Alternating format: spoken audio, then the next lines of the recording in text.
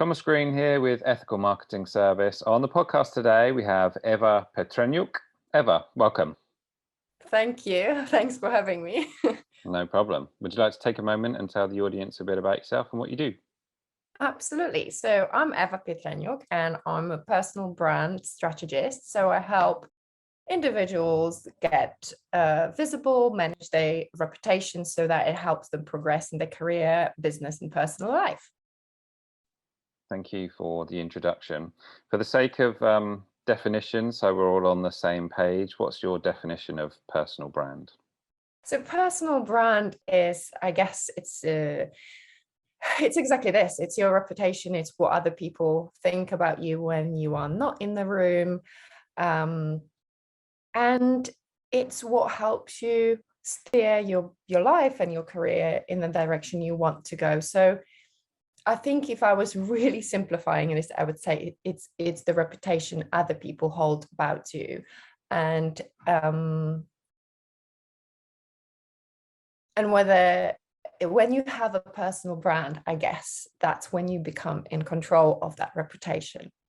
That will be like the super basic I guess definition of it, because obviously we're trying to really simplify quite a broad and big subject to few words. But yes, personal brand is when you are aware of what you want to project, when you want to go, what other people think about you, what you would want other people to also think about you. So that's, I guess, the difference between just other people holding reputation about you and having a personal brand. It's a reputation that you control.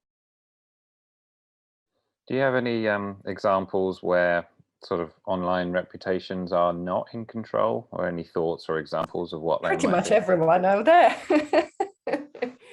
Pretty much, yes. Really, though, this is exactly what happens, I think, in today's world, because it's so easy to create content. So very often when people get in their business life, career, into the point where they think, oh, actually, I could do with more clients, or I could do with better opportunities, or promotion in my job, they start feeling that perhaps I should self-promote. Maybe I need to, post more on my LinkedIn, be a little bit more active, have more connections. And so they end up falling into volume and tactics approach. And they produce a lot. And it's good. It can give you some brand awareness, but very rarely this approach is going to give you a life-changing experience and that level of expertise that you need others to hold about you. I think the problem with, I always say that today's our problem is over communication.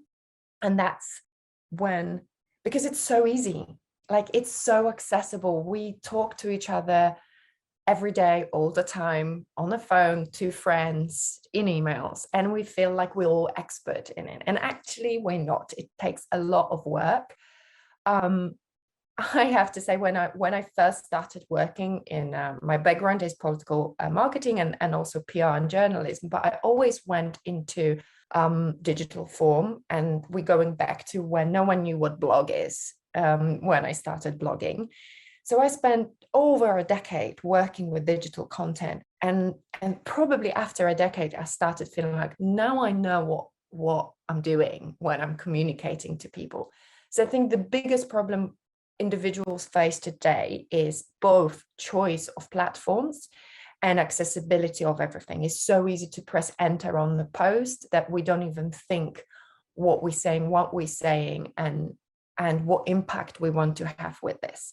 So most individuals who start to self-promote, they fall trap into that, and they create volume. They become consumed, a bit like a little hamster on a hamster wheel, running with loads of content, feeling sometimes defeated because the online effort is not bringing them offline results. And they might actually in the process develop loads of false beliefs as well, and mindset blocks like it's all a scam, like it doesn't work or it's not going to work for them. So yes, I think this is a big problem today, and personal brand sort of helps you take a step back, take a breath, and become a voice, not an echo. So when you speak, you being heard, you being understood, and most importantly, acting upon. And I think that's when you work on personal brand, that's the level I want my clients to get to, because they have to communicate, and communication is like one of those elements in today's world, in today's business, that you need to master for your business success. I think it's just the problem that we're taking so for granted, because we all do it all the time, that we think we're experts, and it actually takes a little bit of homework and a little bit of learning to master it. It's not difficult, it's not impossible, but it has to be more thoughtful. Well, one of the things which I have spoken to a few people on the concept of personal brand, but one of the things which makes you different is your emphasis on communication. And the thing I want to get your thoughts on is there is I think as a trend, more people are talking about you need to get yourself out there and you need to be posting more frequently than the opposite, as you are. So what do you think about that trend or that thought process? It depends. It you literally like, that really depends on there isn't a right and wrong answer, simple as this, because it all depends on your goal. Everyone building your personal brand, depending on industry, depending what you want, that's where actually personal brand doesn't start with, so what you're going to say to your clients, or how you're going to pitch yourself. Personal brand starts with you, and a lot of homework on you, because people don't spend enough time in introspection and looking at what are their non-negotiables, where do they want to go, what is opportunity for them, and what is a distraction. So a lot of the answers to questions how often, on what platforms, would depend on your goal. And it doesn't have to be 10-year goal. It could be, okay, this year or in next 6 months, I want to achieve X. And so I need to talk to this type of people, and therefore that's what I need to do. It can change in 6 months. And so it really depends in what stage you are, in what stage of building your personal brand and awareness you also are. But in general, I'm a great believer of value. So instead of volume, no one ever unfollow anyone because you haven't posted something. However, I'm pretty sure there's plenty of us who unfollowed people because they posted rubbish content, irrelevant content, just annoying content, just for the sake of posting. I really think if you provide value, people will stick around. And I'm not only saying this because I've done a degree in PR, or I've done a degree in political marketing or whatnot. I actually done it for myself. I had side project. I've been running a blog for over a decade. I've been on pretty much every single platform. I still do it. I jump on it pretty much every day, on some more often than others. So I can relate to my clients who have to do it, and I understand what it's like to run a business, serve your clients, and try to find time to grow a business, and also have time to communicate through all those means. I can relate, and that's why I really believe that people now are so overwhelmed with volume of content, with volume of means to communicate. And our communicate is mostly digital. Even when people think it's not, it still is. A lot of the time, people still think, oh, digital is when I go on Facebook or Instagram or LinkedIn. No, your text message, your email, podcast, all of this is digital. So actually, today, your network, most people you know will know you by your online presence, how well you manage it. If I Google your name, will your pictures from when you were 15 from MySpace came up? Is that the image you want to have? Is that what you want your clients to find? So it starts with you actually knowing what you want to be found for, what you want people to know about you, and then you working to get to the place where that's exactly what people say. You want your clients, third party, to basically be able to pitch you to someone else. And then you made it. And I think if you just focus on posting a lot of anything, then you're just going to dilute your message. A great point. And yeah, coming back to what you said about it depends on your outcome, it makes me think of, I mean, people talk about personal brand, but it very much depends on what it is that, what you're trying to do. So personal brand may be relevant to, let's say, a person who wants a new job, but it also may be relevant to an entrepreneur who wants new clients, and they're very different approaches. Absolutely. Right? So what, who do you typically work with?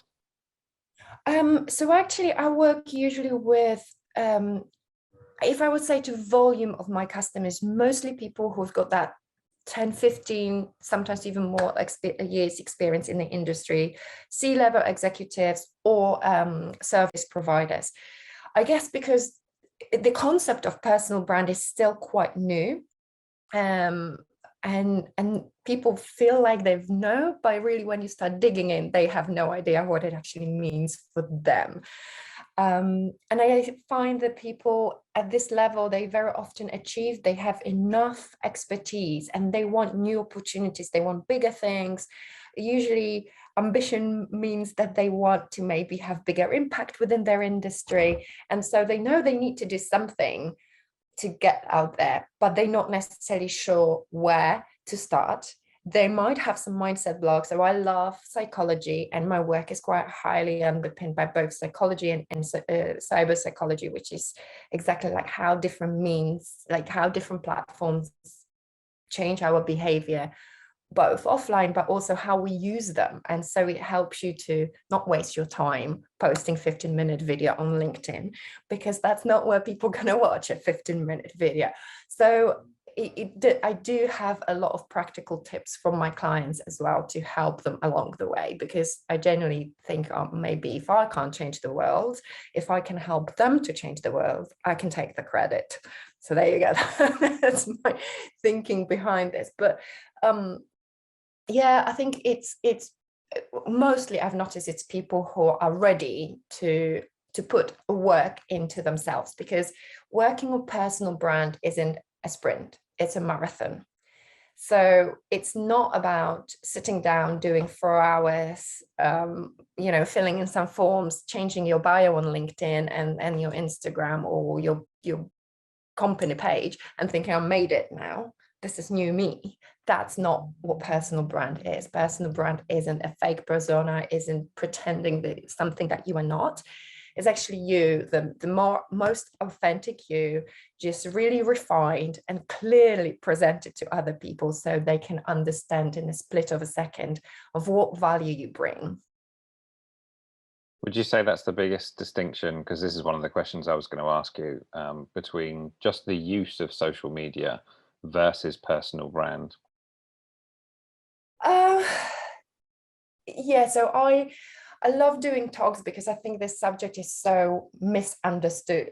And I always say, I often hear people saying, well, but in my industry, people won't pay that much, or no one pays this amount of money for this type of project. But then I also know that maybe I've worked with clients who charge triple for that type of work. So I know it's possible. And I know as well from my own experience, right, that a lot of it is in our head, and a lot of it's us putting a limit on what's possible for us. But I also say that people will never pay you what you are worth. People will pay you what they think you are worth. And your job is to control their thinking. And again, the way you control the thinking is by very clearly being able to tell them what value they will get by working with you. And so the way you do it is not by just trying to say how amazing you are all the time, but making sure that others know how amazing you are. So think about it that if someone wants to employ you maybe for a project or hire you for something, it's sometimes the third party feedback that really matters, particularly if there is a hesitation in a decision. So that's why working on personal brand is partly working on what is the opinion that others hold about you. And when you work on personal brand, you work on yourself, so you also become aware of maybe any shortcomings that you might have and the work that you might do on yourself to be that person that you want to be in a year or in a two. Let's say you say, right, I think in my business I should do loads of talks and just be on the stage and charge $5,000 per appearance, but you never done a single public speaking appearance. You might need to up your game before you actually land that first gig. So sometimes working on personal brand is working on yourself. Secondly, you need to be more aware of, I always say to my client, it's like clarity, communication, and community. So clarity is internal, a lot about you, and external, your clients and your competition, because you need to know what other people are doing that are similar in your field. You need to learn to understand your clients really well. So I always say, think about their outcome, their desired outcome, their needs and pain points, but also their language. This is a big thing that I make my clients work on, is the language that the clients use. Because when you're communicating in a way that you think is the best for them, they might not hear you. They might hear, but it will go over their head, and that's why you're not being remembered. And that's why they're not acting upon your words. So you want to make sure that you can find a way to resonate with them. And that helps. And once you have that clarity of that triangle, it really helps you to pitch yourself more successfully and position yourself in a way to showcase what makes you different and why should they work with you, not with a competition. So that it really starts there. And then you can work on your communication, because you communicate everywhere on, whether you're having a session with a client or whether you're having only discovery call or talking to someone who might in the future give you a project or a promotion at work. It all goes about understanding what they need to hear to understand the value that you will bring. And only then you can also work on building the community that will build brand you. So who needs to know in your environment about the value that you're going to bring? I always say is when personal branding, with the community part is very also important, that's your ecosystem, because 90% of people is influenced by 10% people.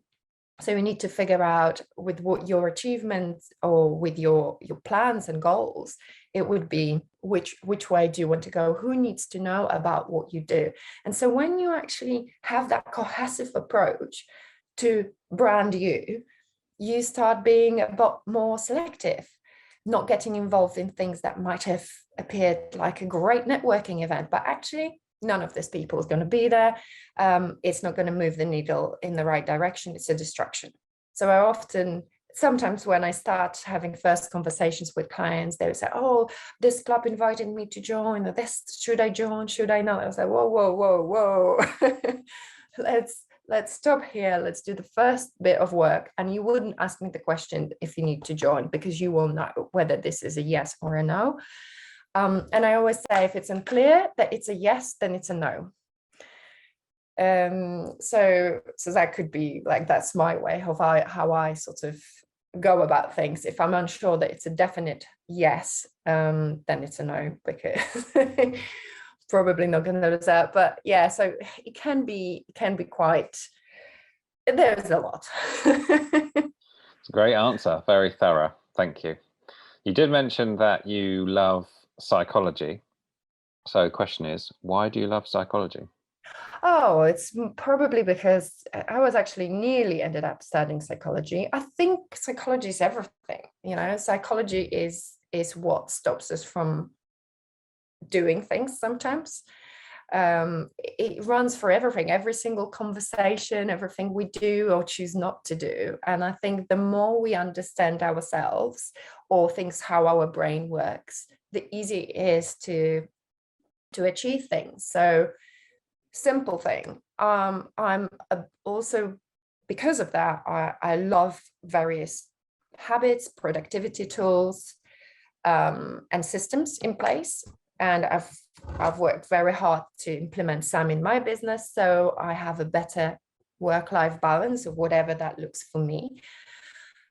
And because obviously I do a lot of digital content, I understand how overwhelming that can be for my clients. So I want my clients to have the best possible results. And I don't think that, I guess when you work for yourself, I can make whatever I want in my programs. And if I think that helping my clients a little bit using the knowledge that I have from psychology, even if it's just because I love it and I geek out and read about it in my spare time, and it can help them, why not? And that maybe is my unique selling point, my bit of magic. And that's why maybe people choose to work with me. Often my clients will say, yes, but I can't focus on something for a long time. I get so easily distracted. And they feel bad about themselves because, being on the telephone or something else, and they're distracted, they can't complete the work. And I say, whoa, hang on a second, you'll be highly dysfunctional if you would be able to focus like that, because that's not how your brain is designed. And sometimes a knowledge or information that there's nothing wrong with them and simple tools of what to do to get rid of this means that they can go back to the task next day and actually complete it without just feel of frustration before they start. So that's why I use a touch of psychology within my programs. And the same goes to understanding the platforms, how we interact with different platforms if we're using them for communication. So I do a lot of work on LinkedIn as well, partly because I've spent so many years on different platforms and playing with them and learning with them. And when people start with building a personal brand, it can be quite overwhelming. The whole 360 personal brand can be a big project. So the easiest and the simplest way to start is by using LinkedIn. LinkedIn still is absolutely the most time efficient and easy platform or place, digital space to build a personal brand online. And from professionals, it is a professional network. It's the first place where people are going to check you out. So it makes sense to be there. And sometimes simple tips and understanding how others interact with the content on that platforms helps you create better content for that platform or be present on that platform in a better way that feels good to you, because that's super important for me, that my clients feel comfortable whatever they choose to do. So if someone doesn't like doing videos, I'm not going to force them to do videos, because there's loads of other ways of becoming present or having an online presence or showing people what you're made of and what's your magic. Is there I don't know if anything that answers your question. There's an answer in there, I'm sure.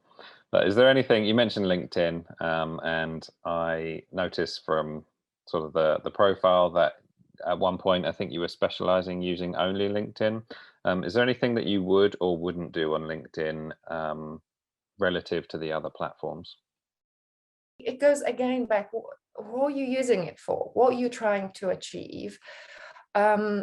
If you look at like some other profile, yes, I just think, it is a professional platform. You can, I think you can, if you want to share some personal elements of you, because that's you and that's what makes you who you are. But I don't necessarily think you're gonna, post pictures from your holidays like you would on Facebook for your friends to see and like it, yeah, because you want to feel good about yourself. So I guess, there is space and time for everything. And I would only say restrain from diluting your message on LinkedIn, right? That's all I'm going to say on that one. Well, principles that you've already highlighted. So Yeah.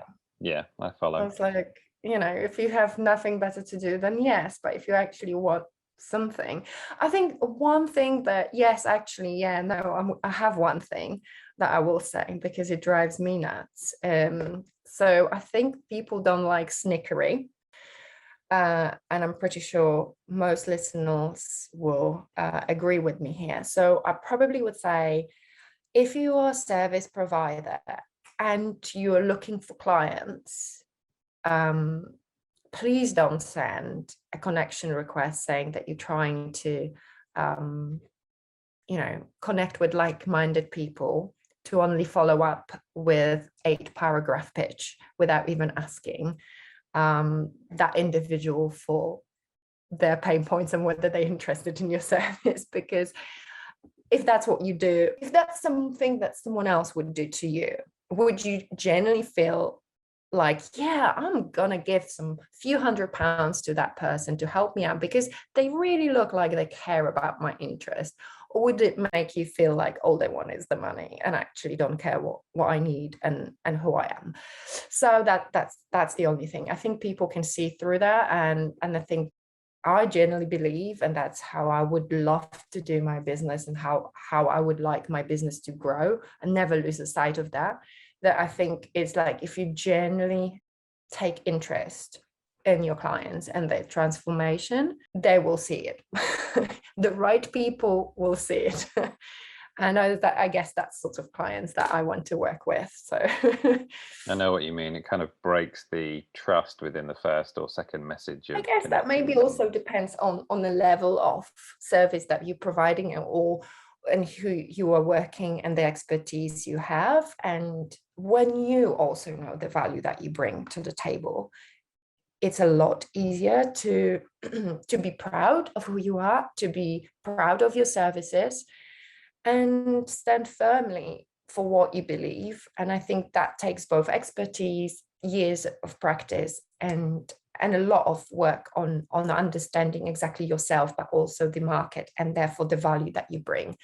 And when you're there, you will want to work with this type of clients. And I think then that reflects the price. Maybe that's also something there, that you're not going necessarily for the cheapest client who exactly doesn't care about, someone who provides the service doesn't care about what you need, but actually someone who can spend the time to find out a bit more about you, because you're going to pay for that time anyway, probably.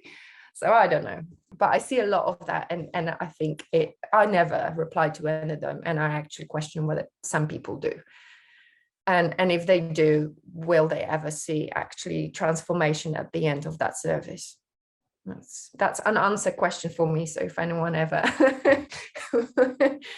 has the answer, then by all means, let me know. You mentioned previously about highlighting what it is that makes you different relative to other people doing the same business. If someone was struggling, like a client of yours, of what it is that their unique selling point is, what advice would you tend to give them? Do the homework. It's literally that is it. So I go through, actually, it depends on which program we're doing, but I spend a couple of sessions with my clients when we look into them. So they have to understand themselves, including their expertise in what they do and what they've done in the past. And I think sometimes it's very hard when you work on a personal brand by yourself, because we put ourselves in the boxes. We kind of know how amazing we are because it's all in our head, and all the experiences and all the things that we've done through our lives. But sometimes we cannot see our own magic. And when you end up working, so you do that part when you think you've got yourself really clear, then you end up working on the competition, and then I make my clients dig into their ideal client in a lot of detail. And once they've done that, they then very often go back to themselves going, actually, I've got also this experience and that makes me really unique, because when you merge this together, I'm better than anybody else. And that's your magic, right? So it really goes back. It's not just sitting by the table and thinking, what is my unique selling point? How I'm going to say that I'm different. You're going to know what to say when you know yourself, your clients, and your competitors. You need to have that knowledge. That's that's why I say that it's homework. You need to do the homework, and there are ways of doing it to get the information that you need. And once you have that becomes really clear. What would you say your USP is? Well, my USP is definitely the communication and the fact that I've done it myself as well. And I know how to teach it.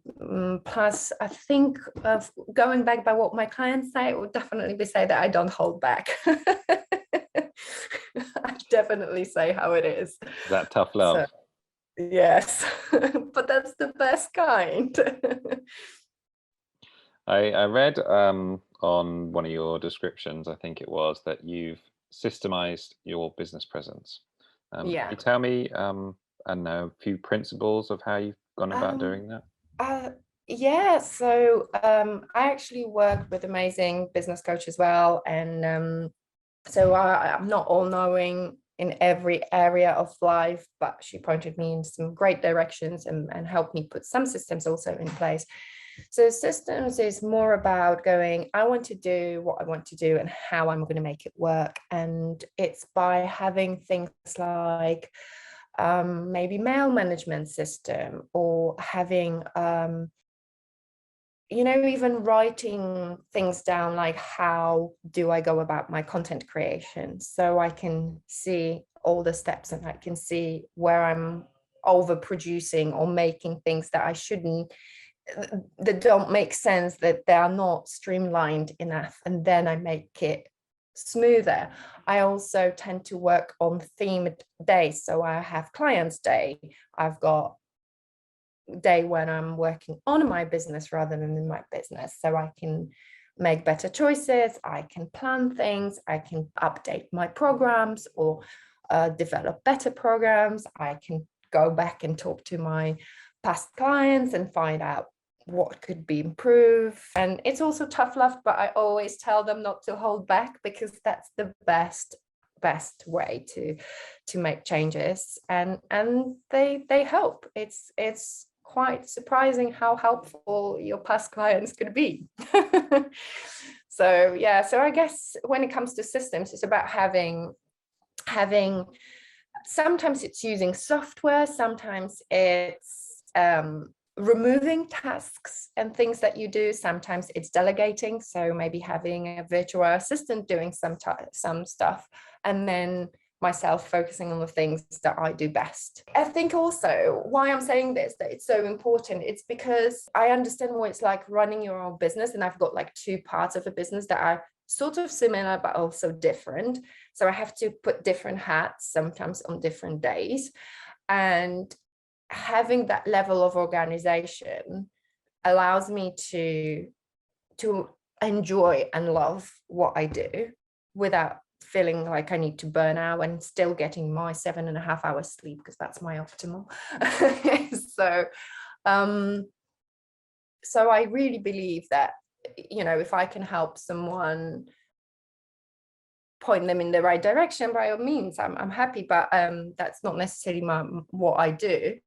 But I think it does help, and having the clarity on what I want from my personal brand and how I want to develop my business, that does also allow me to focus on the things that matter to me, and have the mental space and time to do the things why I started my business, to be able to spend time with my parents or my best friend, and to be able to work with amazing people and help them make their lives work for them.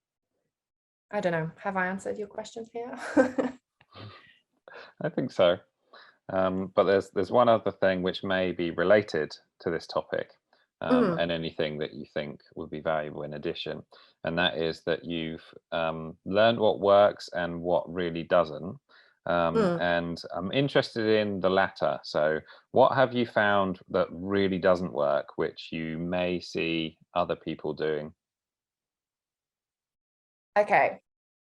Trying to be available for everyone all the time doesn't work. Um, and I hear it a lot from particularly freelancers. They're the worst. They think they have to be, I mean, they feel like they have to be always available any point.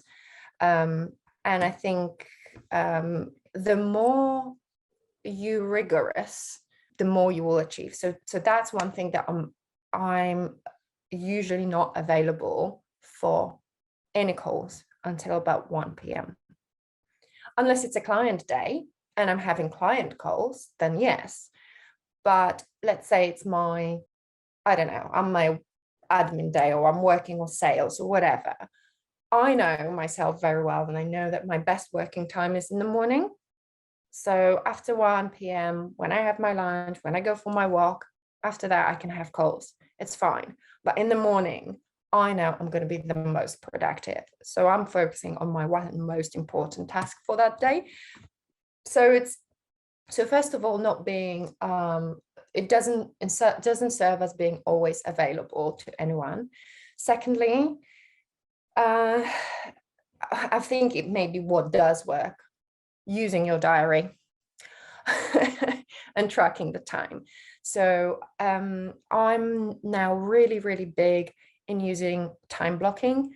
Everything is in my diary, including my runs and time with friends and bubble bath, absolutely everything.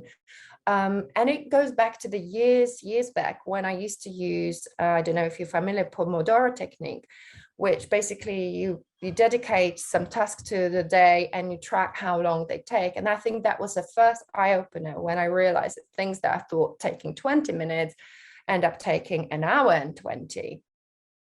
So I think when you start time blocking and using your diary, when you say, I've got certain tasks to complete this week, you become a lot more, it teaches you to be better at prioritizing what matters to you most.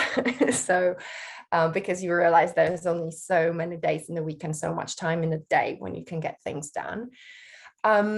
In the process, I've become a bit of obsessed with essentialism. I don't know if you've heard that term. It's basically a bit like a philosophy, I think, about going about life in general.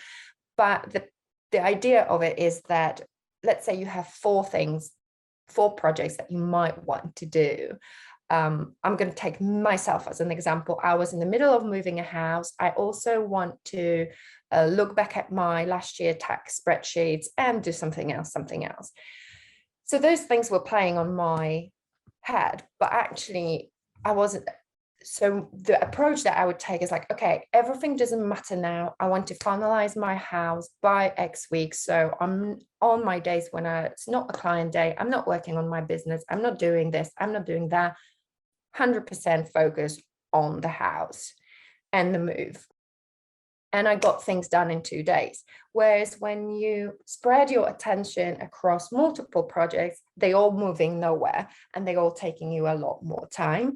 So that's another thing that I found really, really helps. And this is again how I work my days on themes. So I'm working within one sort of helping my mind to work on one thing. What doesn't work? Distraction is not good for you. So I'm a notification off person. I've got notifications off pretty much on every single app and device. And even as we speak now, my Mac is on do not disturb, because even the email little notification that comes in means your brain notices this, because that's how our brain is designed, to notice distraction. And to let us survive. That's what it was for. And so it disturbs you from whatever you're focusing on, and it takes sometimes up to 25 minutes to get back into the flow. And if you do a few times a day, have a think how much time you're wasting a day that you could use to actually get things done. So I think the productivity thing is also, like, for me, it's a huge part of being a personal brand, because I like to be there for my clients. I like to design a work where I can look after my body and spend time with friends, and with doing all of that, I think there is a lot available to us that we can do, and today technology is amazing. So I'm lucky to have you here, basically, if you've got all your notifications Absolutely. off. Glad we got to that point. And you only deal with essential stuff. I kind of feel like I'm a little bit flattered at this. Oh no, essential But, doesn't necessarily mean that that you don't do fun stuff. But it kind of means that, you know, you give yourself, your mind, a space to breathe, and you're also kind of working like, there's a great book actually about this. It's called Essentialism. Essentialism. Let me actually check exactly the title for you, so you can maybe recommend. But it is a really good book if people tend to focus on too many things. And you work in 12 weeks in there, so it actually helps you get things done. And I love that sort of 12-week approach, because sometimes it's very hard to look in the perspective of a whole year. And it's the same when I work with clients in brand. I sometimes go, okay, if you can't see where you want to be in 3 years time, in 5 years or 10 years time, the vision may be a bit hazy. Do you roughly in a year's time? Okay, so where would you like to be in 3 months time? 3 months isn't so far away, and it's highly unlikely that some big things might happen. We can predict what could happen in the next 3 months in our lives. And so it's a lot easier to plan anything. And you can look at your diary, you can say, okay, I've got a wedding here, so I'm not going to do anything on that weekend. If you have, I don't know, house renovation projects, you need to find time in your diary to do that, right? So that basically means I want to do this, and it goes back to setting goals that are actually measurable. When do you know that you achieved that goal? And then you put a plan of action, your steps, what you need to do, and you track it. So one of the biggest things, and I do it with my clients as well when they're working on the brand, I'm making track. What is it that others are talking about them? Because how can you make any adjustments if you don't know what people are saying about you today? So we need to find out what people know about you today, what they're saying. Then we can choose the path of communication so they're saying what you want them to say about you. But once you've been then communicating for a year or so, you may want to do a review. And it's the same with essentialism, I guess. It's just applied to other areas of life. Right, my book. So let me tell you. Okay, so the title of the book is this: Essentialism. There's a disciplined pursuit of less. I will look into it. If I've got loads of books on productivity if anyone wants. To perhaps add something in addition to your disciplined approach is to split your worries into 2 categories. So things you can take action on and things which are out of control, and to focus all of the things that you can actually influence 100%, and anything that you can't influence, get 0% of your time. So it sort of sounds a little bit like it might be essentialism, but I'll have to read to find out. So no, but I think it's a very good approach to absolutely everything. Yeah, always focus on what you can do. So I think last couple of years really taught us that. So let's say you do have a client and their personal brand might be a little bit messy, let's say, or they're not communicating it correctly. How do you fix that? Well, we have to go back to the drawing board. We're going to start with, we need to go through the whole process, but it obviously starts with introspection and going back and checking what is what the voices are saying about them today. And then we need to map, we then work through all like 5 steps of building your personal brand, from getting the clarity, on your clients, on the market, then setting the pitch and your strategic positioning, and then working on your communication, and then going into your ecosystem. So yeah, the whole Okay. lot. Well, thank you for all the information. There's a book to read and an awful lot of valuable stuff in there, so thank you for that. No Can you tell me problem. what your goals are? Yes, so I think I would love to go back to doing more public speaking again.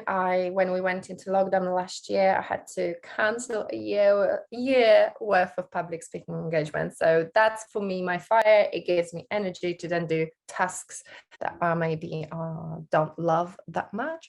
So definitely that's coming. I would love to do that, and yeah, just keep developing my work on personal brand to grow my business. So little by little, maybe bring some online courses as well. We'll see Good stuff. how it will all go.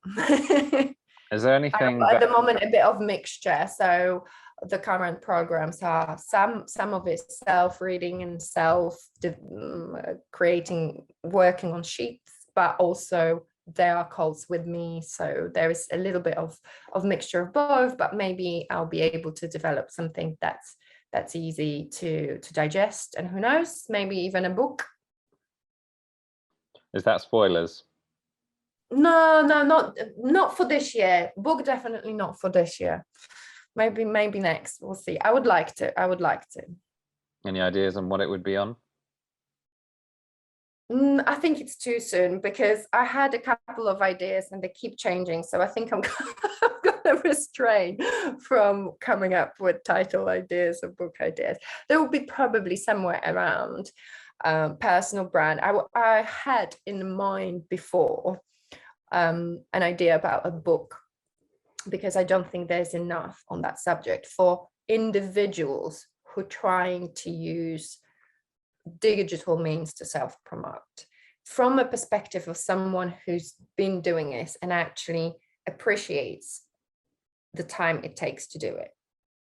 I don't know if anyone listening is maybe on Instagram. I always find it so hilarious when people for the first time do something like a reel or whatever, and I go, oh my God, it takes so much time. Yes, that 15-second video took you 3 hours to make. I know. Because it can sometimes be that that difficult.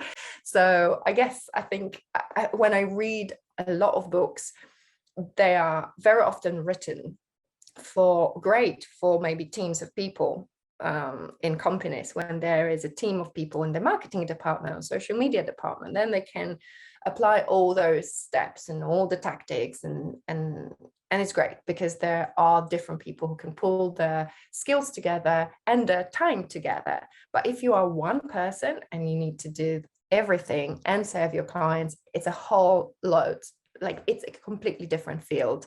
And so there was this big idea of writing a book, just pulling those steps that really do make the difference and are important to maintain, but letting go of everything else. And then you can always introduce them as you're growing by delegating things, by, systemizing things and having things in place to make your workflow easier.